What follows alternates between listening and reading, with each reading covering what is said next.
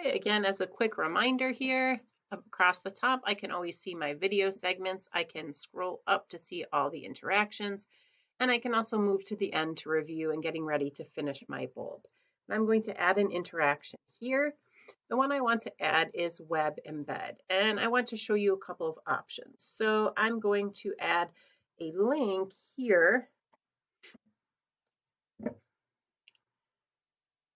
to an OpenStax text of the section about organic compounds. And again, it says if you don't see a preview, there may be an issue with that website in syncing with PlayPosit.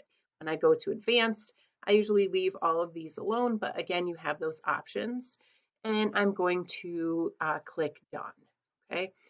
I'm going to show you another possibility for adding that same type of web interaction.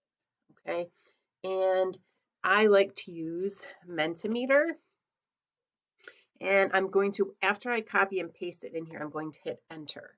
Okay, and this one, literally, they're just going to enter a quick how you feeling today. It's a way to get a visual, and I can assess it. So my students tend to like the visuals created through Mentimeter, so you can easily insert that in as well. Anything that is a web address, you can insert as a interaction when you select Web Embed.